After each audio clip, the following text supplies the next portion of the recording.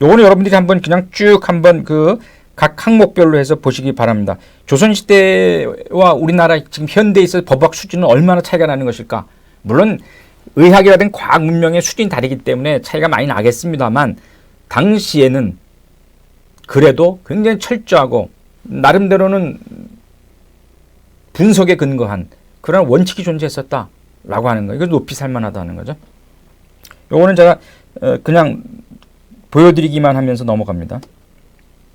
요게 신주무원록, 요게 증수무원록, 무원록, 신주무원록, 증수무원록. 이 무원록은 이제 예전에 중국에서 이제 온 것이지만 우리가 나름대로 이제 다시 보완을 해가지고 우리 나름대로 체계에 맞게 정립을 한 겁니다. 기본적으로 검시 방법에 어떤 차이가 있었는지. 이게 이제 조사의 신체 부위는 앞부분 50개 딱 정해져 있는 거죠. 합해서 76개 부위다.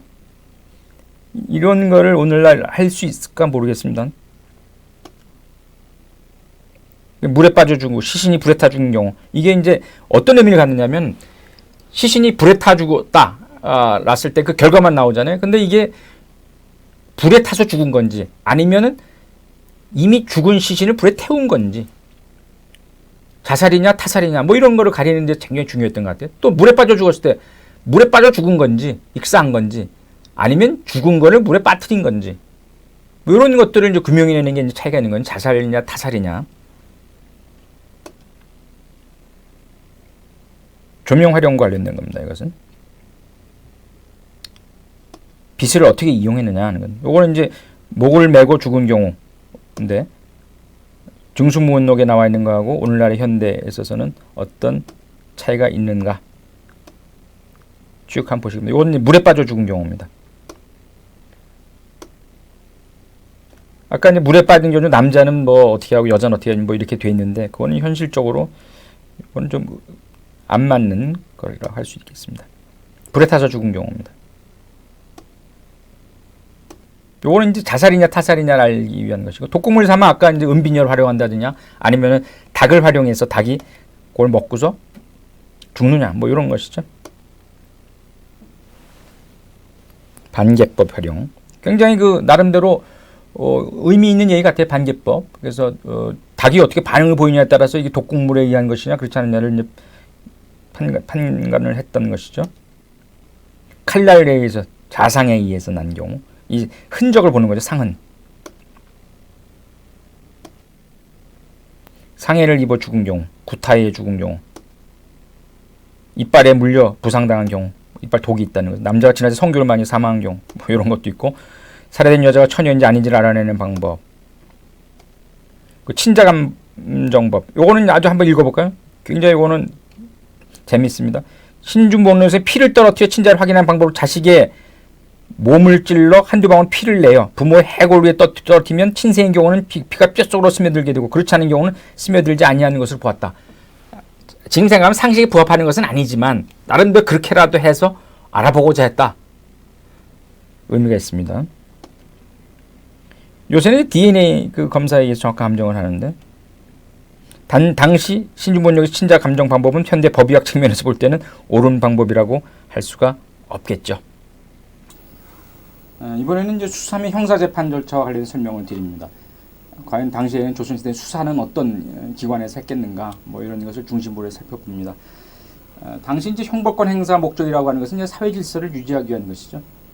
그러니까 이제 당시 신분 사회였기 때문에 이걸 공고히 하기 위해서는 신분을 뒤엎는 행위를 했을 경우에 있어서는 신분 질서를 뒤엎는 행위를 했을 경우에 있어서는 엄하게 다스리는 그런 것이 필요했겠죠. 그러니까 형벌권 행사라고 하는 것이 필수적으로 동반되는 그런 사회가 아니었겠느냐. 당시 이제 수사기관으로는 어떤 것이 있었겠는가 한번 볼까요?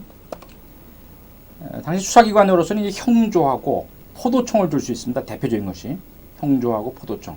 그 지방에서 이제 지방 수령이라든가 관찰사가 그 역할을 했었을 것이고. 그래서 이제 여기 보게 되면 형조의 경우는 이제 조선 초기에는 4개의 속사 거기에 이제 속해 있는 관청이죠. 상복사, 고율사, 장금사, 장해사 이렇게 4가지 속사가 있었습니다. 요 중에서 이제 장금사에서 형옥과 금령의 일을 맡았다 이렇게 있습니다. 요거는 이제 포도청과는 별개의 수사를 했다. 요 장금사라고 하는 기구죠. 잘 기억을 해두시고 포도총은 처음에는 이제 이런 수사를 담당했다기보다는 이제 성곽을 돌면서 순찰을 하고, 그리고 이제 도적과 간사한 짓을 하는 자를 잡는 그런 역할을 했었습니다. 그러던 것이 나중에 이제 조금 변화를 가져온 거죠. 이제 상설기관도 아니었었는데 상설기관화 돼 있고, 그래서 이제 좌포도청, 우포도청, 포교 뭐 이런 것도 두고, 뭐 종사관도 두고, 또 특색이라고 하는 것이 이제 다모 여러분 이제 연속극 같은데 사극 같은데 보면 다모가 나오지 않습니까? 뭐 전옥서의 다모, 또 포도청 다모, 뭐 이런 그 다모라고 하는 그런 그 여성 경찰을 볼 수 있습니다. 뭐 요 내용은 좀 넘어가죠. 여기 이제 포도청의 이제 구성 관련된 것인데, 포도대장을 비롯해 종사관, 포교로 부르는 부장 또는 군관, 그리고 포졸의 관원이 있었다. 좌포도청, 우포도청 각각 하나씩 포도대장을 뒀는데 종 2품이다. 당시에 이제 관찰사가 정 2품이고, 한성부 판윤, 한성부 우리 서울시장을 얘기하죠. 그것도 정 2품이었어요. 그러니까 정 2품 밑에 종 2품으로 구성되어 있었다. 그 임명은 한성부의 좌윤, 우윤을 여기만 문관을 후보자로 추천해서 임명했다. 여기 이제 다모가 나오잖아요. 다모. 현재 여자경찰 선구라고 할 수 있다. 포도청에만 있었던 것은 아니고 이제 형조와 의금부에도 있었던 것으로 보인다. 주로 이제 여자 도적을 잡는다든가, 또 양반집 들어가는데 남자들 밀고 들어가는 것보다는 여자가 들어가는 게 낫지 않았겠어요. 그래서 이제 이 다모를 많이 활용을 했던 것 같습니다. 여기 보면 자격 조건이 있어요. 키가 5척을 넘어야 된다니까, 지금 얘기하면 한 150cm 넘어야 된다는 것이고, 쌀 단말을 가볍게 번쩍 때려야 되고, 막걸리를 먹더라도 세사반은 숨도 안 쉬고 단번에 마셔야 할 정도 술 실력 가져야 다모가 될 자격이 주어졌다. 신체도 건장해야 되겠고, 술도 잘 먹어야 되고, 뭐 이런 여러 가지 조건을 구비해야 당시에 다모가 될 수 있었다 하는 얘기입니다. 요거는 이제 당시 이제 포도청의 구성과 관할 구역 관련된 것인데 참조하시기 바랍니다. 요거 제가 이제 한번 다모 사진 있나 해서 봤는데, 이렇게 이제 모자 같은 것도 쓰고 이렇게 했었던 것 같죠. 요걸 이제 수사 및 형사 재판 절차와 관련돼서 이루어지는 이제 내용인데, 한번 요걸 한번 보겠습니다. 조선 시대에는 장형 이상에 해당되는 자만을 이제 구금하였다는 거, 장형 이상. 그러나 노인이나 어린아이에까지 죄의 경중에 구별 없이 구금하거나 고문을 하는 것은 온당치 않다 하여 15세 이하 어린이, 70세 이상의 노인은 살인 강도 죄인을 제외하고는 옥에 가두지 못하게 했다. 장형 이상에 해당되는 자만은 이제 구금했는데, 15세 이하, 너무 어리거나 또 너무 나이가 많은 70세 이상 노인은 살인이나 강도 죄인을 제외하고는 옥에 가두지 못하게 했다. 또한 80세 이상의 노인, 10세 이하의 어린이는 비록 사형에 해당되는 죄를 범하였더라도 가두거나 고문하지 못하도록 하였다. 이건 세종 12년에 이제 행해진 것이라고 볼 수 있는데, 그만큼 이제 나이 어린 미성년자라든가 이 나이 많은 노인들에 대한 배려라고 할 수 있습니다. 옥에 가둔다는 게 이제 옥이 나중에 이제 또 옥중오고에 대해 설명드리겠습니다만, 옥에 있다라고 하는 것이 상당히 고통스러운 것이거든요. 세종 임금이 옥이라고 하는 것이 이 사람 그 나름대로 죄를 반성하도록 하기 위한 그런 의미, 사람을 죽이려고 보내는 것이 아니지 않느냐, 뭐 이런 얘기를 합니다. 사람 죽이려고 보내는 게 옥이는 아니거든요. 근데 이제 옥에 들어가면 이제 마음 여러 가지 이제 고통이 따르니까 너무 어린 아이, 특히 10살 이하라든가 80세 이상의 노인의 경우에 있어서는 설사 사죄에 해당되는 죄를 범하였더라도 가두거나 고문하지 못하도록 한다. 고문이라고 하는 게 나오는데, 요거는 수시로 행해졌습니다. 수시. 자백을 받기 위해서 당시에는. 고문을 받기 위한 수단으로 신장을 이용했거든요. 신장. 장인데, 요 고문할 때 쓰는 또 장을 또 신장이라고 했습니다. 그러니까 이걸 사용해가지고 그냥 불도록, 자백하도록 강요를 했다는 겁니다. 요건 당시에 이제 포도대장의 이제 그림이고, 포졸, 뭐 포도대장 요거 한번 그려봤습니다. 형사재판기관, 누가 형사 사건 관련 재판했겠느냐 이것이고, 아무래도 최고의 재판기관은 국왕이었죠. 죽을 죄, 사죄에 대해서는 국왕에게 아뢰라 하는 게 있었어요. 국왕이 아뢰라. 중앙에서는 형조, 의금부, 서울의 한성부, 사원부 여기에서 이제 형사사건 관련돼서 재판을 했죠. 그리고 각 지방에서는 각도의 관찰사, 각 지방의 수령을 이제 당시 부목 군현이 있었으니까 부사, 목사, 군수, 현령이 재판 업무를 수행했다. 그리고 이제 여기서 중요한 것이 당시에 있어서의 그 판결이 내려지게 되면 이걸 당시에는 사법부하고 행정부라고 하는 것이 이제 그러니까 분리되어 있지 않았잖아요. 그러니까 같이 겸했다는 거죠. 그러다 보니까 판결이 내리면 바로 집행이 이루어지는 판결 자체가 집행이라고도 볼 수 있었을 것 같습니다. 또 기판력이라고 하는 것도 없었다는 기판력이라고 하는 것. 3번 내진 판결이 존재하면 그 다음에 그 확정된 판결의 구속력을 인정을 해서 그와 모순되는 판결이 없도록 했어야 되는데 기판력이라는 존재하냐는 이 얘기는 뭐냐면 판결이 뒤집혀질 수 있다는 것이죠. 언제든지 그 결정이 바뀔 수 있는 가능성을 안고 있었다. 그 사회가. 요걸 한번 도표로 제가 정리한 것인데 한성부 잠깐 보겠습니다. 한성부.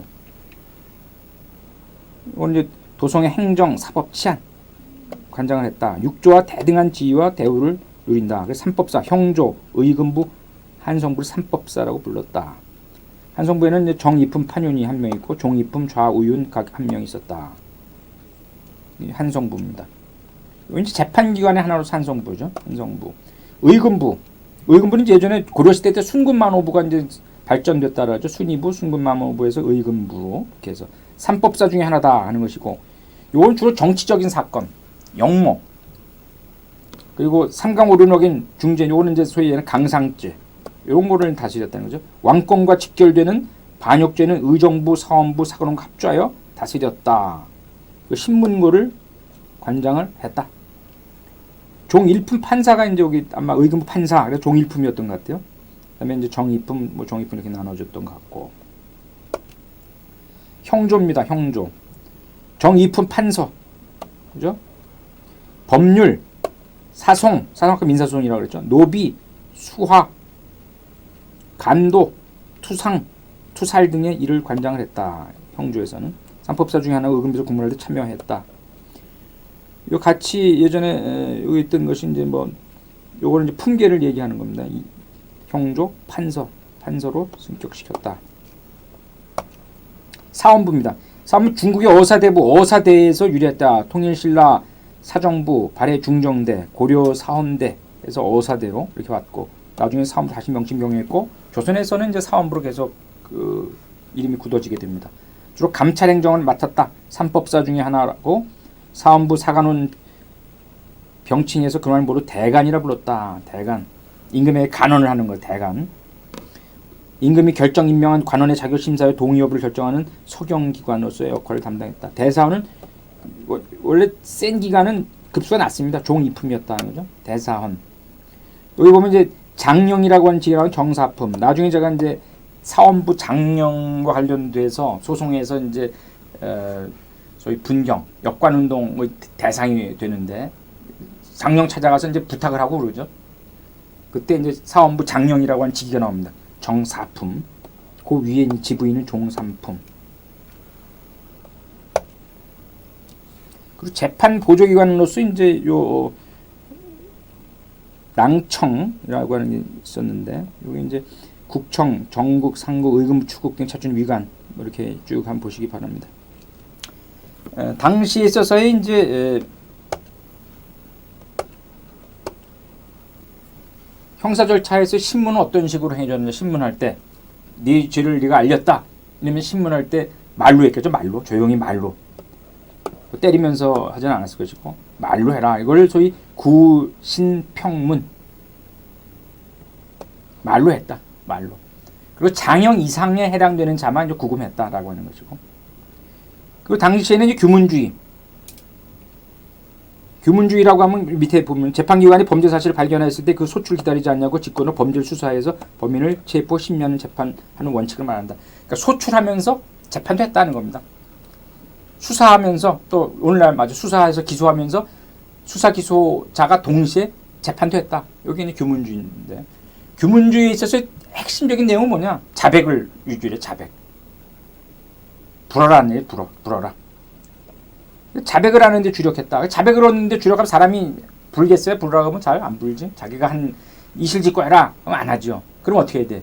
매를 들어야죠. 그 매를 드는 게 뭡니까? 고문이다, 고문. 당시에는 이제 고문을 고신이라고 했습니다. 고신. 고신 하는데 이용됐던 게 바로 신장입니다. 신장. 그러니까 제가 태장도유사라고 해서 판결에 나온 내용을 가지고 형을 집행할 때는 이제 태장도유사 요 형벌이 존재했었고, 요 형벌 이외에 소위 수사 또는 형사 소송 절차가 진행되는 중에 고문하고 뭐 철학 이럴 때는 이제 신장이라고 하는 그런 도구를 이용했다는 겁니다. 조선시대 형사재판은 구조가 어떻게 되냐? 3심제도죠. 3심. 오늘날도 3심입니다. 1심 재판은 한성부와 각 고을의 수령이 맡아서 했다. 여기 보시면 이제 태 이하의 형벌이 부과될 사건은 1심에서 완결되었으나 장 이상의 형벌이 부과된 사건은 수령이 조사를 마친 후 자신 의견 없게 관찰사에게 올려보냈다. 그리고 한성부에서 1심을 재판하는 경우 장형 이상의 사건은 곧바로 형조로 올렸다. 형조로 올렸다. 그러니까 태형까지는 이제 자기가 알아서 다 처리를 했던 것 같아요. 고을수령도 태형. 태형은 이제 뭐 태라고 하는 거를 이용해서 그 형벌을 가하는 것이기 때문에 그거는 이제 경미하다 이렇게 보는 거죠. 그러나 장형이라고 하는 것은 장을 치다가 사람이 죽을 수가 있는 것이거든요. 장 100, 장 80. 이거 엄청난 거죠. 그러니까 그런 경우에 있어서는 자기 위로 올렸다. 위로 올렸다. 의금부의 경우는 고위관료의 범죄행위 및 왕조의 범죄행위들 조사해서 왕에게 직접 보고했다. 의금부에서는 이제 아까 얘기하는 강상죄라든가 반역죄라든가 이런 거라는 것이기 때문에 처리하는 것이 좀 특수하잖아요. 그러니까 이런 경우에 있어서는 왕에게 직보를 해서 왕이 알도록 했다는 겁니다. 2심을 받게 된 관찰사는 나름대로 조사를 해서 유 이하의 형, 태장도유라고 그러잖아요. 유 이하는 사형이 아닌 유 이하의 형에 해당되는 사건에 대해 독자적으로 이제 판결을 내렸습니다. 그러나 사형에 처해야 할 사건은 자신의 의견 형조로 올려보냈다. 형조로 올렸다는 것은 임금에게 보고를 하는 거죠. 임금에게 알렸다는 거죠.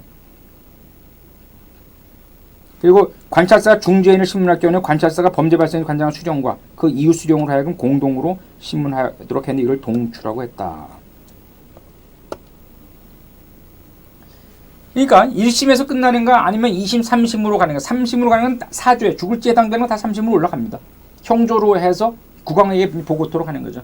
그러니까 형의 경중에 따라서 1심에서 끝날 것이냐 아니면 2심에서 끝날 것이냐 아니면 3심으로 가느냐 이렇게 나눠져 있었다. 다시 정리하면 사형 사건이면 3심까지 갑니다. 장형 이상 유형 이하의 사건이면 2심, 태형 사건은 1심에서 끝나는 소송 구조를 가지고 있었다. 그리고 형벌은 판결과 동시에 바로 집행을 해버립니다. 내가 네 죄를 알렸다. 너는 장 80에 처한다. 그러면 바로 장 80에 처했다는 거죠. 그러니까 근본적으로 상소한다. 3심 구조를 갖고 있는데 상소하는 것이 의미가 없었다라고 하는 것은 3심제라고 하는 것이 좀 형식적이지 않았느냐. 그러나 사형 사건에 대해서 사죄에 해당되는 사건에 대해서는 국왕에게 보고해서 나중에 정조임 같은 경우는 온정적인 판결을 내린다고 그러지 않았어요? 사형 시켜야 될 거지만 용서하라. 그래서 감사 정배, 사형을 감하고 정배, 유배시켜라, 귀양 보내라 이런 판결을 내리기도 했던 겁니다. 여기 이제 재판할 때는 이제 형사 재판할 때 뭐를 고려했느냐? 재판을 저진 이유가 연유가 뭐냐? 너 왜 저 살인을 했느냐? 아버지 원수를 갖기 위해서, 내 마누라 원수를 갖기 위해서, 내 자식 원수를 갖기 위해서. 그럴 때는 이제 나름대로 봐줬다는 겁니다. 조선시대는 부모, 조부모, 부, 형을 위해 복수를 한 경우에는 대명률과 속대전에 따라 사형 감해와 정배형에 처하였다. 그런데 특색이 있어요. 사람을 죽이고 내가 누구를 죽였다라고 외친 다음에 관에에 가서 자수합니다. 그게 전제가 됩니다. 항상. 그래야 감사정배라고 하는 은전을 받았다. 여기 아까 제가 설명드린 정조대에 와서는 호역 면제는 특전을 주거나 크게 표창하기도 했다 하는 겁니다. 이 밑에 있는 것은 이제 당시 내렸던 판결문인데 수교를 하전에 사인도 하고 이제 관인 이렇게 딱 찍기도 하고. 과연 당시에 형사 재판할 때에 과연 뭐가 중요했느냐라고 하는 것인데, 조선시대는 이제 형사 재판할 때 기본 원칙을 잘 지켜라. 기본 원칙을 잘 지켜라. 그 원칙을 준수하는 것이 귀한 거 아니겠어요? 소중한 것 아니겠어요? 그리고 사안의 핵심이 무엇이냐? 사실관계를 제대로 파악해서 해야 된다. 법률 적용도 중요하지만 과연 이 진정한 범인인지, 오늘날의 경우에는 실체적 진실 발견이라고 하는 얘기를 하지 않습니까? 실체적 진실을 밝혀라 하는 얘기입니다. 100명의 범죄인을 놓치는 한이 있어도 한 사람의 억울한 피고인이 있어서는 안 된다는 거죠. 그러니까 사실관계 무엇인지를 명확하게 밝히는 게 중요합니다. 그리고 나서 이제 법률을 적용할 것인지 말 것인지 그 다음 문제다 하는 겁니다. 그리고 억울한 범죄자가 생기는 것을 막아야 된다 하는 거. 다시 형사 수사도 마찬가지 형사재판제도에 있어서의 기본 원칙이라고 할 수가 있습니다. 나중에 또 이제 설명드릴 기억이 있겠습니다. 이제 정조임금 초상화입니다. 아주 대표적인 온정적인 재판을 했던 그런 분이기도 합니다. 오늘 이제 조선시대 관청터인데 여기 보시게 되면 뭐 여러 가지 이제 나와 있어요. 잘 보일런지 모르겠습니다. 여기 이제 지금 서울의 종로구청 부근 미국 대사관 쪽 뭐 이쪽인데 터예요. 터. 사법부가 있었던 터. 요게 이제 한성부 터 표식이 되어 있죠. 표석. 의금부 터 이렇게 해서 요게 예전에 조선시대 한성부 자리가 있던 것이고 여기에는 이제 의금부 자리가 있던 것이고 이제 표로 석으로 돌로 이제 이렇게 해놓은 거죠. 여러분이 요거는 잘 아실 거예요. 암행어사 출도요. 그 암행어사 대표적인 것이 이제 박문수라든가 신흥시라든가 이런 분들을 우리가 볼 수 있습니다. 암행어사 하면은 이제 우리 춘향전에도 잘 나와 있는데, 암행어사는 이제 좋은 일을 한다 이렇게 이제 알려져 있습니다만, 물론 좋은 일 가서 임금의 명을 받아서 가서 모르게 가서 암행해서 이렇게 쫙 보고 몰래 보는 거죠. 잘 이 마을이 잘 돌아가는지, 수령이 제대로 잘 하는지 이런 걸 이제 보고자 했던 것입니다. 그런데 요건 이제 왕이 파견하는데, 지방 수령 같은 경우에 있어서는 자기의 범죄라든가 행적이 노출되는 게 싫어. 그러니까 암행어사를 죽이는 경우도 생겼고 독살하는 경우도 있었어요. 그리고 암행어사 출도도 못하게 해. 뭐 이런 것이 왕왕 있었던 것 같아요. 특히 조선 후기로 들어가면서 암행어사 제도 자체를 무력화시키는 지방 수령들의 무모한 도전이 이제 많이 나타납니다. 한번 볼까요? 조선시대 지방 수령은 자신이 다스리는 9년의 행정권을 사법권과 군사권까지 갖췄다. 엄청난 권력을 갖고 있었던 것이죠. 그러니까 이러한 수령들의 위법하고 부당한 권력 행사로부터 일반 백성을 보호하는 것이 국가로서 중요한 일이었으나, 당시 양반 사대부와 일반 백성들이 신분차를 고정 불변의 법칙으로 여기던 당시의 시대적 상황에서는 그리 쉬운 일이 아니었다. 금부민 고소라고 하는 건, 마을 수령을 그 마을에 사는 백성들이 고소를 할 수가 없었어요. 고소라면 당연히 옥에 갇히는 거죠. 그러니까 이 전형이라고 하는 것이 이제 심각해졌다 하는 거죠. 그걸 막기 위해서는 중앙에서 감시할 수 있는 제도, 감시할 수 있는 인적 구조가 필요한 거죠. 그래서 만든 것이 이제 암행어사라고 하는 제도입니다. 요 금부민 고소, 종사의 안위나 불살인 관련한 것이 아니면 수령을 고소할 수 없다. 그러니까 억울한 백성들이 양산이 되는 거죠.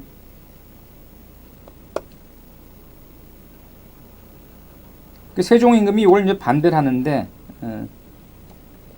나중에 이제 암행어사 제도를 두게 됩니다. 그래서 임시 재판관으로서의 역할을 이제 하게 된다. 거죠. 억울한 백성들의 하소연을 듣고 그 소원도 들어주고 하는 얘기입니다. 여기 보시게 되면 이제 암행어사 관련돼서 이제 여기 여러 가지 나옵니다. 암행어사 초기의 기록을 보면 밀견, 몰래 파견다, 자맹채찰, 암행규찰, 근데 아마도 암행어사 전신이 아닌가 보인다 하는 것이고, 중종 때 기록을 보면 이제 암행어사 각도에 보내다라고 하는 여기 있습니다. 각도에 보낼 때 암행어사한테는 몇 가지 주죠. 사목이라든가 뭐 마패라든가 이런 것도 주고, 그래서 가서 그걸 가지고 이제 말도 타게 하고 여러 가지 이제 역할을 하도록 하게 됩니다. 그러니까 암행어사 직급이 그렇게 높은 건 아니었어요. 높은 건 아니었지만 이제 왕이 친히 보낸다라고 하는 점에서 이게 이제 의미가 있었던 것이죠. 왕이 자기 주변에 있던 사람들을 이제 너 가서 충청도 암행어사가 돼서 한번 가서 보고 와라. 그래서 싹 보고 와서 보고하고 그러니까 무서운 거죠. 왕한테 직접 보고가 되니까. 암행어사는 이제 수의 직지라고도 불렸다. 안핵어사, 순무어사 등 지방의 병거했을 때 왕명을 파견한 어사와는 달리 이들의 임명과 일체 비밀에 붙여졌다. 봉서, 사목, 마패, 유척 이런 것들을 이제 갖고 다녔다는 거죠. 봉서, 누구를 무슨 도의 암행어사 3단의 신분 표시와 임무의 내용이 적혀있는 문서. 사목은 암행어사 직무를 규정한 책. 마패는 이제 역마, 역조를 이용할 수 있는 그런 패, 이걸 얘기합니다. 요게 이제 암행어사가 지고 다니는 마패. 마패 하나, 둘, 셋, 네 개짜리도 있고, 요 마패로 해가지고 이제 문서에다 도장 탁 찍기도 합니다. 요게 이제 그 암행어사가 찍은 마패 자국 같은 거죠.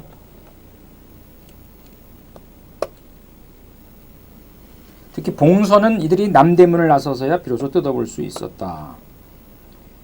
이들이 행차할 때는 선문을 사용하지 않고 남의 눈에 띄지 않게 초라한 옷차림의 변장함이 미복이라고 그러죠. 몰래 수령의 행적과 백성의 억울한 사정 등 민정을 자세히 살폈고 암행어사 출도요 해서 그 신분을 밝혔다 하는 겁니다. 암행어사 출도도 시기가 있어요. 황혼이진 밤에 이루어지는 것이 보통이었다. 각 객사 관사 또는 각 지역의 문 또는 루에서 실시되었다. 암행어사 출도하는데 병력을 동원했죠. 암행어사 출도 수령이 도주를 할 경우가 있어. 이 때문에 암행어사 출도를 외치게 한 것이었다. 수령은 암행어사 출도 수령은 그 자리를 즉시 내놓아야 했다. 그리고 의금부로 압송되었고 의금부에서 죄를 다스렸다. 그러니까 상당히 그 암행어사 권한이 센 거죠. 파직한다. 파직. 그리고 나서 의금부로 압송했다. 의금부. 네 죄를 의금부 가서 내 따지겠다. 이 암행어사 출도한 장면입니다. 춘향전에서도 이제 우리가 암행어사 출도하는 장면을 볼 수 있는데 완전히 이제 막 그 당황하고 혼비백산하는 거죠.